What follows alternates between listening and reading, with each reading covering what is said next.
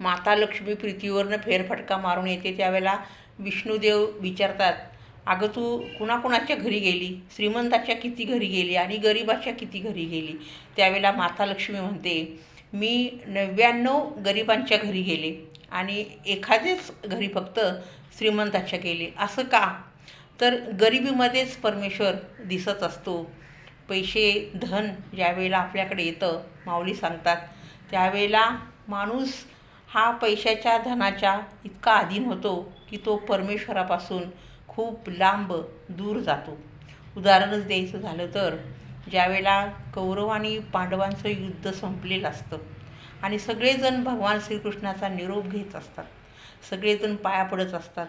देव म्हणतात, आता शेवटचं काहीतरी मागा प्रत्येकानं आणि मी आता माझ्या द्वारकेला निघून जातो. भीम म्हणतो, मला माझी शक्ती कायम राहिली पाहिजे, मरेपर्यंत गदा उचलता आली पाहिजे. नकुल सहदेव म्हणतात की आमचं ज्ञान शेवटपर्यंत टिकलं पाहिजे. अर्जुन म्हणतो की माझ्याकडूनही प्रामाणिकपणे सगळ्यांची सेवा झाली पाहिजे. धर्म म्हणतो, मी गादीवर बसणार आहे आता, पण माझ्याकडं कुठल्याही पद्धतीनं वाईट शक्ती प्रवेश करायला नको. मी अगदी स्वच्छंदीपणे निर्मळ पवित्र मनानं सगळ्या प्रजेची सेवा करीन. आणि माता कुंतीकडे ज्यावेळेला येतात त्यावेळेला माता कुंती माधवाला मिठी मारते आणि म्हणते, माधवा, सगळ्यांनी समाधान मागितलं पण मला समाधान सुख नको आहे. कारण एवढ्या दिवस युद्ध चालू होतं, आमच्यावर एवढे वाईट प्रसंग होते, म्हणून तू आमच्या दारात उभा राहिला.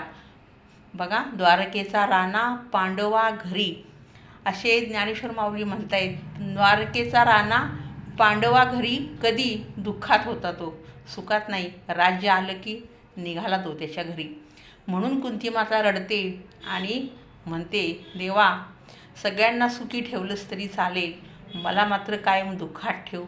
देव म्हणतात, असं का? आता आत्या आहे, सख्खी आत्या, असं का? त्यावेळेला कुंती म्हणते, माणसाला दुःखामध्येच परमेश्वर दिसतो आणि माधवा, तू दुःखामध्येच धावून येतोस. हे आता मला खूप वेळा समजलेलं आहे, खूप दाखले मला मिळालेले आहेत.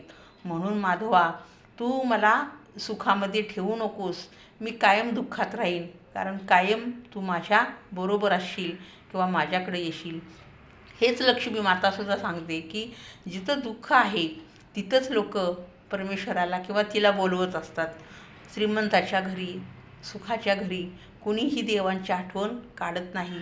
देव आहे, देव आहे हे मान्य करायसाठी कुठली तपश्चर्या करावी लागत नाही. फक्त अतिदुःख असलं की दुःखामध्ये देव आहे